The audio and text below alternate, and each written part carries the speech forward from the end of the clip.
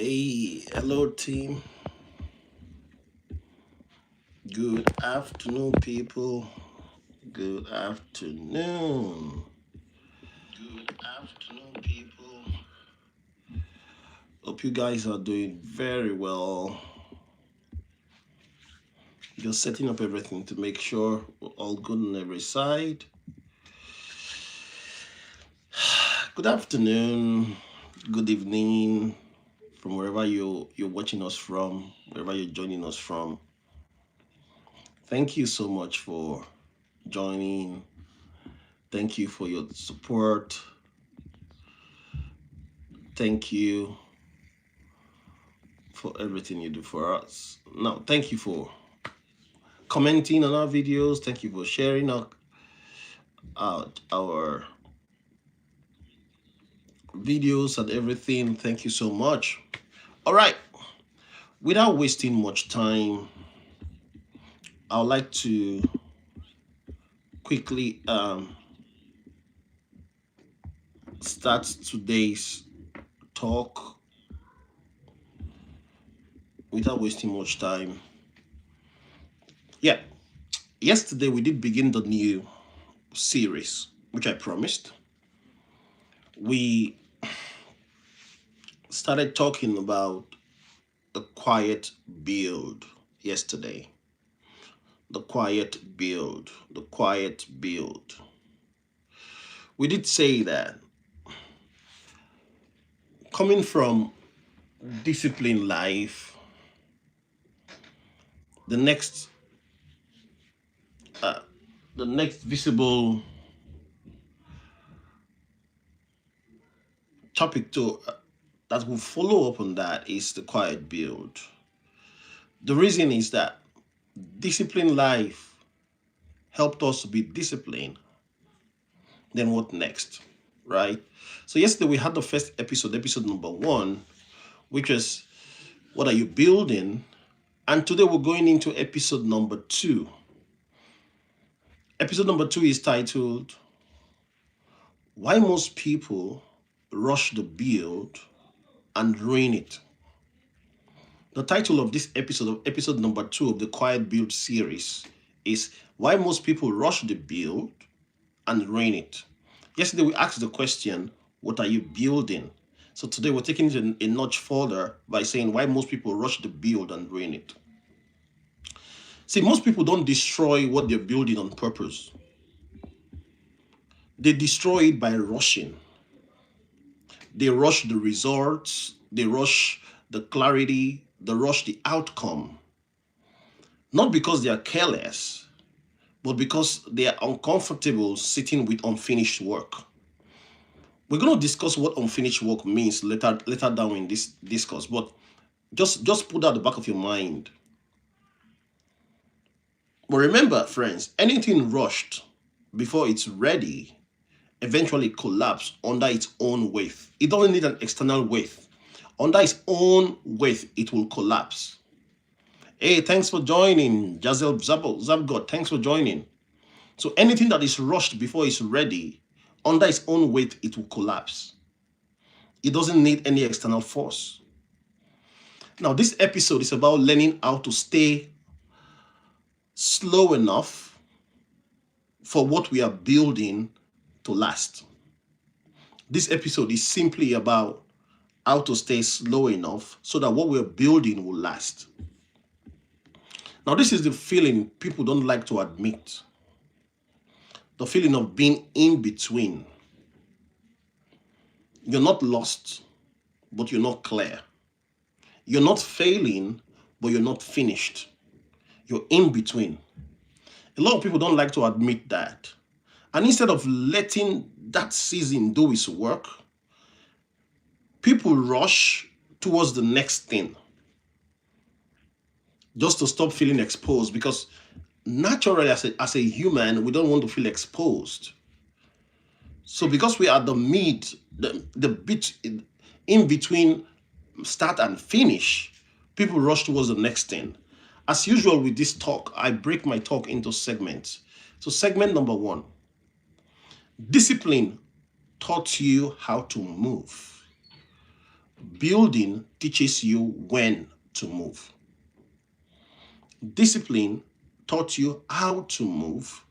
Building teaches you when to move. Discipline taught you how to show up. That's one of the things we talked about a lot of the times. We talk about showing up, showing up, showing up.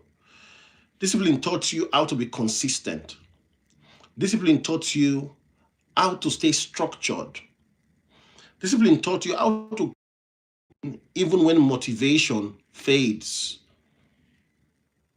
But building asks a different skill. Building asks a different skill. Not just how to move. Building asks when to move. Building doesn't just ask how to move, it asks when to move.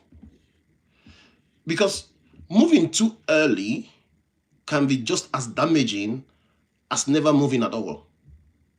If you took your steps too early, you moved too early, it might be as damaging as never moving at all. Now, this shows up in leadership. It shows up in relationship. It shows up in life. Okay? People take roles. You see, like in our place of work, somebody takes a role before they are ready for the role. Hey, Mr. Short, hello, I see you. Thanks for joining. Or people commit to path that they haven't thought through yet. Or people force decision because they think it is time. They think it's time. Thanks so much from India, I see you. But later, they realize that they didn't fail, they just moved before the foundation set. Do you know how horrible it will look like for you to live in a house with a faulty foundation? Hello, Josette, I see you. Thanks for joining. How faulty it will look to live in a house with a faulty foundation. How terrible will it look like living in a house with a faulty foundation? People don't wait for the right time. They make a move. They jump because they feel it is time. Today we're trying to talk more about that to clarify what we need to do. So segment number 2, why rushing feels responsible but rushing isn't. Why rushing feels responsible but rushing isn't. Rushing often disguises itself as responsibility. Rushing sounds like, I need to figure this out now. All right? Now you are responsible. You're at the point where you start thinking, like, hey, man, I need to figure out these things now. I don't want to waste time anymore. I should be further along by now. But urgency doesn't always mean progress. Urgency doesn't always mean progress. Sometimes urgency means fear. You might say, hey, man, fear of what? Fear of being left behind, fear of uncertainty, fear of sitting in the middle. All right? Now, this is especially true when you compare yourself to others. Now, this is a big part of this is comparison. Please, if you've not watched, I did a video on comparison, the evils of comparison. If you've not watched the video, please kindly subscribe to my channel and search the video session. You'll see the video I did on comparison. If you watch it, it will change your life, I promise you. Hello, Lee. Thanks for joining. This is especially when people compare themselves to others. Now, you see things like, you see someone else's progress. You see someone else's clarity. You see someone else's confidence. And instead of trusting your own timeline, you rush your own. Instead of trusting your timeline, because you're not comparing yourself to someone else, you rush your own. Now, it's not because you're late, but because comparison made you anxious. So you're working out of anxiety. You're working out of anxiety because now you've allowed comparison into the picture. Segment number 3. The middle is where most builds fail. The middle is where most builds fail. Beginnings always feel exciting. We know that. New thought, novelty. chasing new goals. It feels exciting. The ending always feels satisfying. When you've been able to crack on that goal, you've been able to reach the end, you've been able to say, oh, this is what I wanted, this is all I want, and you've been able to get it. It is all satisfying. But the middle feels unfinished. The middle is unfinished. No applause, no clear feedback, no certainty. Now, this is where a lot of people rush. A lot of people rush. They try to skip the slow part because it doesn't feel productive. But the middle is where the foundations are tested. It is the middle that the foundations are tested. Now, this is where people start saying things like, I thought I'll be further by now. Hey, Matt, I thought by now I should have gone further than this. I've kept to the policies, I've kept to the principles, I've kept to the habits. I'm now very disciplined. So in my own calculation, I was thinking by now I should have gone further than this. Or you see someone say, I feel stuck, but nothing is actually wrong. Like, I'm feeling stuck, but nothing is actually wrong. Or you see someone say, I don't know if I should keep going or change direction. This is at the middle. When you start hearing someone say those lines, that person is at the middle. I thought I should be further by now based on my own statistics, based on my own permutation and combinations. I thought I should be further by now. I am feeling stuck, but I can't tell what is wrong. If you ask me, there's nothing wrong actually, but I'm feeling stuck. Or you say, I don't know if I should keep on going in this direction or I should change direction. You are at the middle. Now, the middle doesn't mean you are off course. So please get this and get it straight. The middle doesn't mean you are off course. Never. The middle, being at the middle means that you are building something real. And we did say it is at the middle that foundations are solidified. And it's at the middle foundations are tested. All right? Now let's look at segment number 4.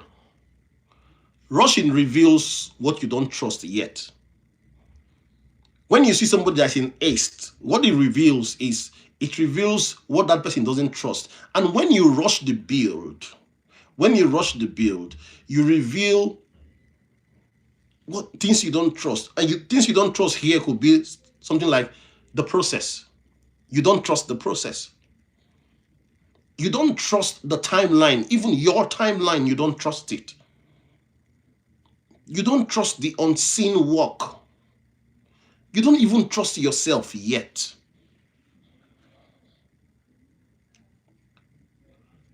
One of the things we talked about when we did the Discipline Life series, all right, the series we just finished, we talked about trusting the process. Please, if you've not seen that series, go check it out. It's on my live session on my YouTube channel. And if you've not subscribed, kindly subscribe so that you get all those details.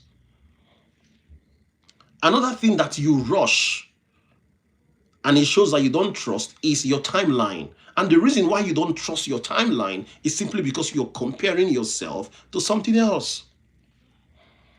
And in the comparison video I did, it's on the video section of my channel, I did say you're comparing yourself to something that you never agreed to from the beginning. You're comparing yourself to a yardstick that was set by somebody, by culture, by the society that you live in, by social media, by things that are not real. And you're taking somebody highlight reel that was captured with a camera in 2 minutes, in 3 minutes, in 1 minute, or in less than a minute, and you're comparing your whole life to that highlight reel. Definitely, you lose trust for your timeline. You feel, oh, Matt, I am behind. Look at my mate. Everybody's gone. Everybody's gone. What do? Anxiety creeps in. You start rushing. You no longer believe in the process anymore. You also don't believe in the unseen work. Now, there's a big part of what we have been discussing since the beginning of January. We've been talking about growth, and we did say that a bigger part of growth is the unseen work, or the unseen path of growth. The unseen path of growth. The growth you see, the result of the growth you see, it doesn't happen overnight. That result didn't happen overnight. That result happened after a lot of work had gone into preparation, into processes, into timeline, into understanding what to do. Now, whatever you see as result that you say, oh, this happened for this guy so fast. Oh, Mr. Matt is lucky. It's not because Mr. Matt was lucky. It's because Mr. Matt has been putting a lot of time and a lot of work behind the scene that you were not privy to seeing.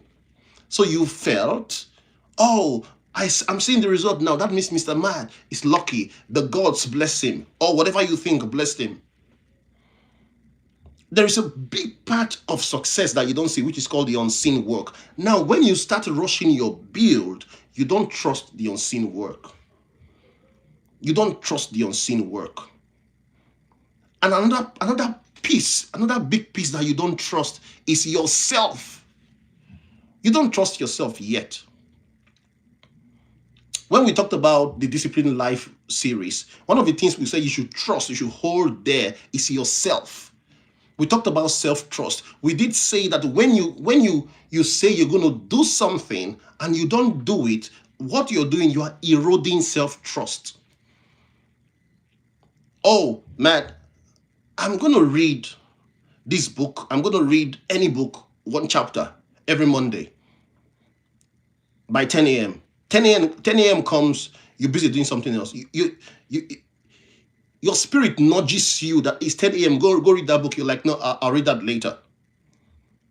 It's all good and fine. Now, what you're doing is that you're just training yourself not to trust yourself. Or you're the kind that's like, Matt, oh, I don't think I'm active enough. I want to get registered in the gym. So I go to the gym, I pay for a service. I'm like, oh, I'll be coming here every Monday by 12 noon, all right, for the next 1 month. Now you've paid. You bought your runners, you bought your gym clothes, and everything is all good. Now when it's Monday, when it's 12 noon, you don't show up. You don't show up. When you don't do that, what you're trying to tell yourself is, my words don't hold water. So I don't trust what I say. I don't trust myself. Definitely what happens is self-trust goes downhill. Going forward, everything I say doesn't matter. It doesn't matter. And we did say when you rush, it reveals that you don't trust yourself. Rushing is often impatience wearing the marks of ambition. Oh, I need to get there. I need to do it by my calculation, by my permutation and combination. I should be farther than this. Who told you that? You don't trust the process. You don't trust your timeline because you're comparing yourself to somebody else. You're comparing your whole life to somebody highlight reel. You don't even trust the unseen work that is happening behind the scenes. Rushing, I said, is often impatience wearing the marks of ambition. Building requires trust. And trust takes time to form. Friends, trust takes time to form. We did say, if you can remember, if you've been part of this series, we did say during the Disciplined Life series that discipline doesn't show you results. What shows you result is time. What shows you result is time, is not discipline. Time is a big factor in this discourse. Time is a big factor in whatever we're talking about here. Time. Most people rush because they want reassurance. They want proof that they are not wasting time. But reassurance usually comes after commitment. Reassurance doesn't come before commitment, it comes after commitment. Rushing is a demand for certainty before the work has earned it. You can't demand for certainty before putting the work. So when you start rushing the build, you are demanding for certainty before the work has ended. Have you gone to a construction site and the building is still under construction, and you can just you just seen a so lovely, a so an edifice that is so fine?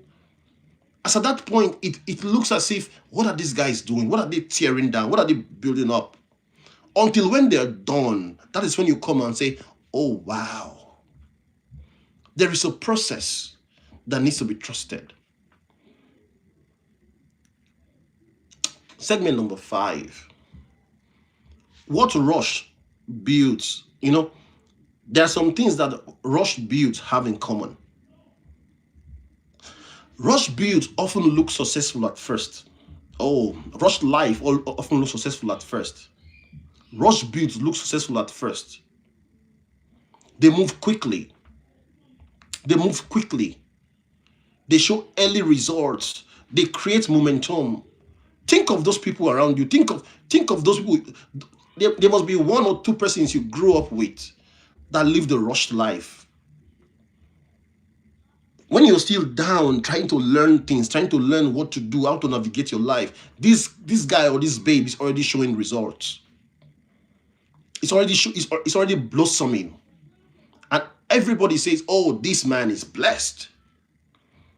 But you're still trying to figure out your life, trying to build things that will last for a long time. Take a look back at that person now and see where that person is. You'll be shocked at what you see. It's like a flower that blossoms in the morning. When the sun comes, oh, you can't recognize it anymore. You can't recognize it anymore. Rush builds, they often look successful at first. They move quickly. They show early results. They create momentum, but they are fragile. They are fragile. Rush builds, rush life is fragile. Because in a rush build, they skipped things like the depth, the testing, the reflection, the patience. All these things are skipped. Things that are foundational to life, they are skipped. What you're seeing is, you're seeing something that is almost finished, or an almost completed result that didn't go through the process. That's what the rush build is. And think about it. If you live in a rushly built house today, you are always in a maintenance mode. You're always living in pressure. The same thing with our lives. If your life didn't go through the stages, you always be under pressure. Under pressure from different things. Because you didn't go through the phases, through the stages that you were supposed to go through. And whatever you're building, if it doesn't go through these phases, it is going to crumble. And before it crumbles, it will put you under untold pressure. Friends, whatever builds slowly can stand on its own. Whatever builds slowly can stand on its own. It doesn't need extra maintenance. It doesn't put you under undue pressure. Whatever went through the right series or the right season or the right phases can stand on its own. See, let me tell you, this shows up in your marriage or in careers or in leadership. Things move very fast. Decisions come early. Commitments are made under pressure, but later the crack appears.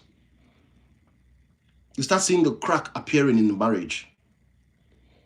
You see the person that is all also rosy, made a leader out of school, from out of business school, and he became a leader all the way. He doesn't know empathy. He doesn't know the other side of leadership that is not tied to book.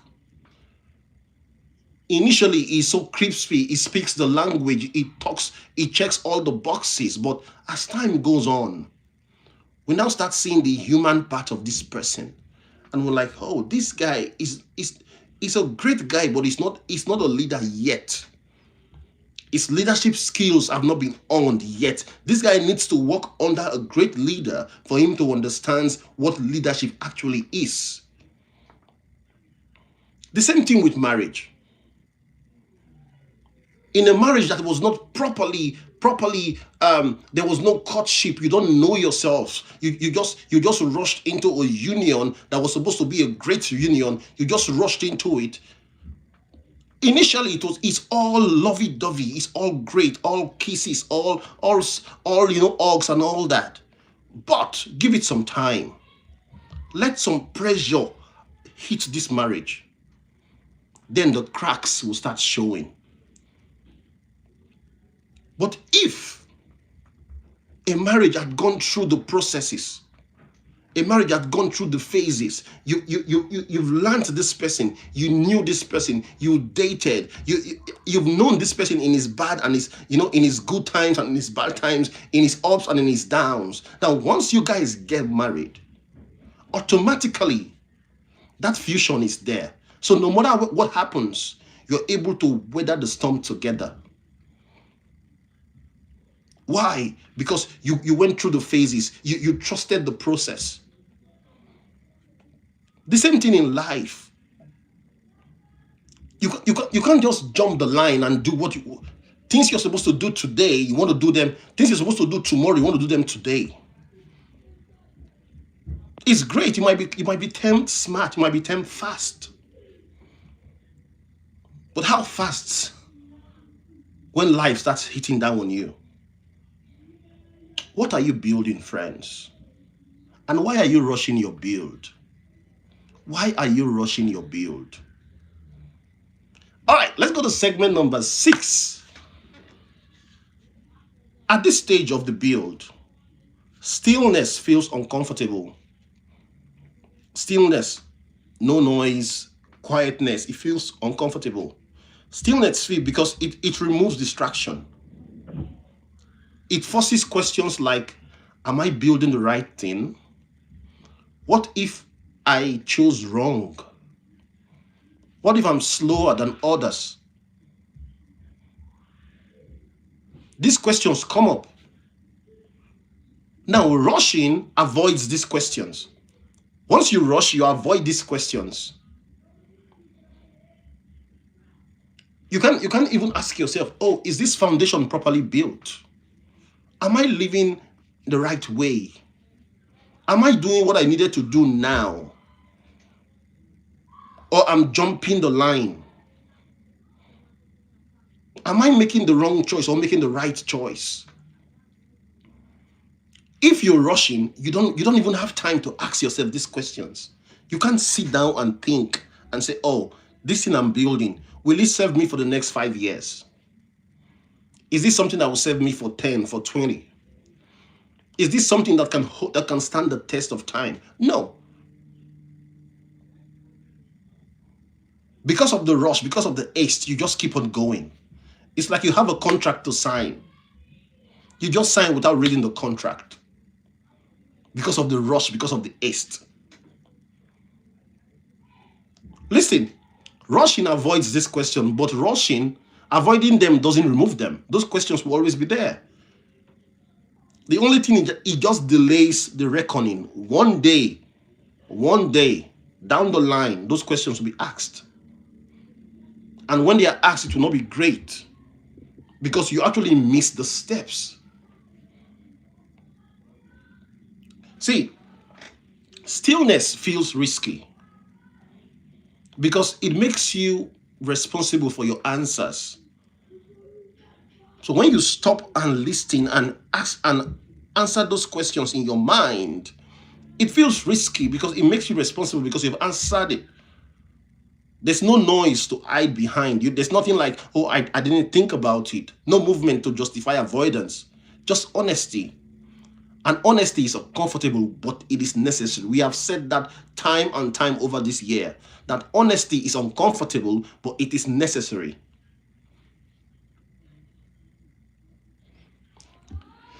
Slow builds create strong roots. Segment number 7. Slow builds create strong roots.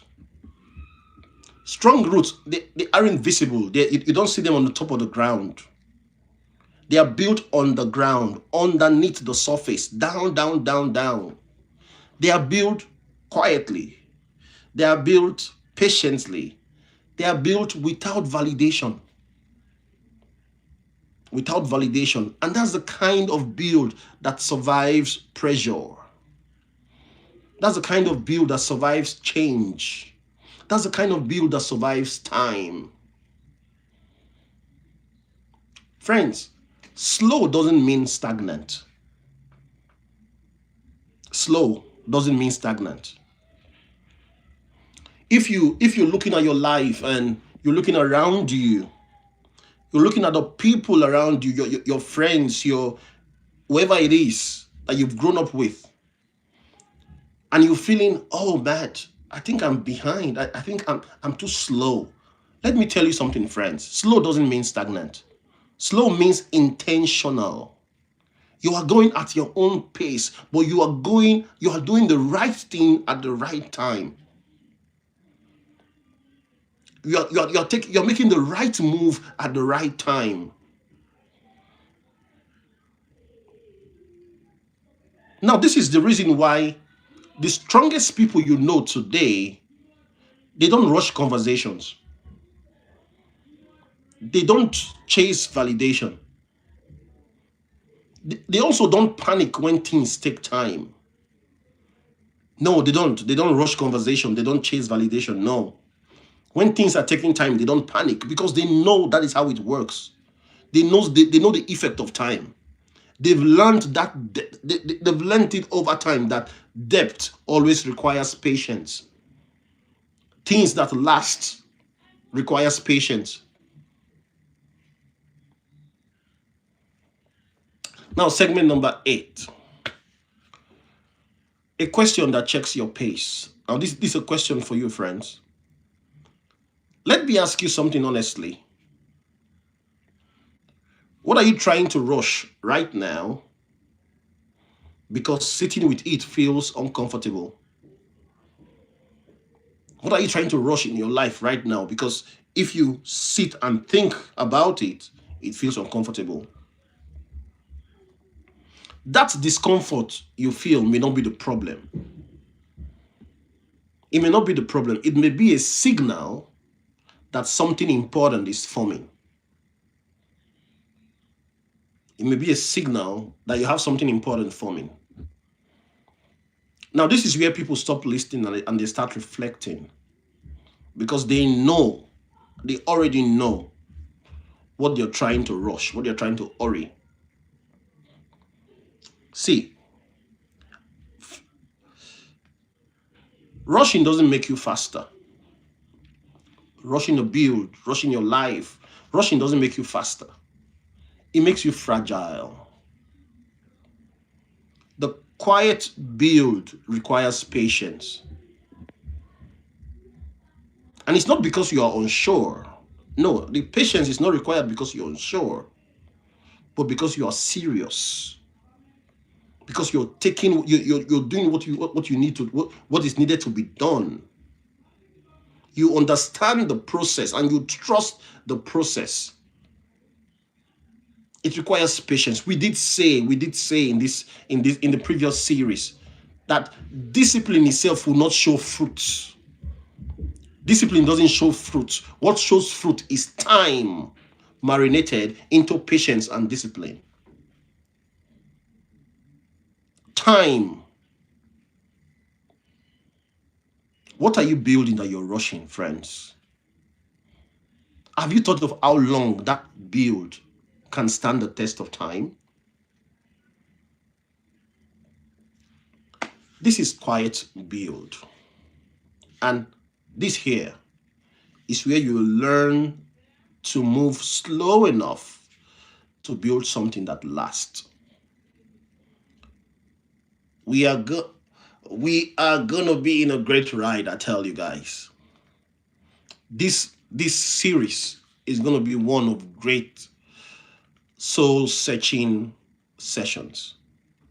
So this is episode number 2,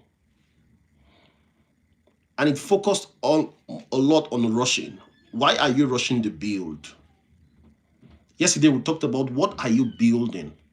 Today it is focused on why are you rushing the build. We'll continue again tomorrow with another great insight. But let me tell you, friends, as we go through this series, take it serious. I asked a question yesterday. Now that you're disciplined, now that your life is clear, clarity is now part of your day to day, what are you building? How long can this building you're building stand? Can it survive 5 years? Can it survive 10 years? Is it for 20? Is it for 30? What are you building? I read a book about the Bagdash ice cream parlor in Lebanon. I read that it has been there for ages. Family built it, family built it, and it has been there from age to age to age to age.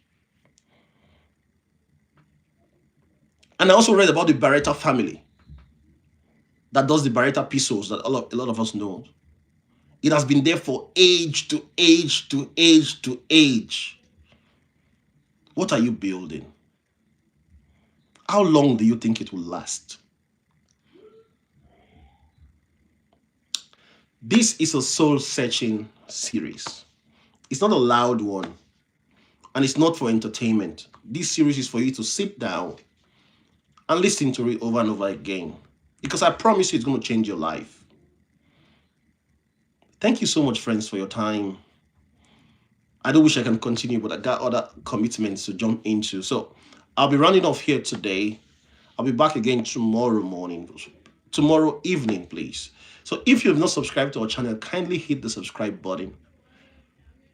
You definitely get to hear more messages. You're definitely gonna watch all the videos we've done, and we've got ton and ton of them. And like we always say, please watch. And when you watch, let us know what you think. Comment under the video. I'm looking at it. I'm listening to it. I'm gonna respond to you. And if there's something you want to talk about, let's have it. Let's chat. Thank you so much, friends, for your time. This is Matt Miller, signing off for the night, for the day, wherever you are. Do have a great day, friends. Thank you, and bye for now. Peace.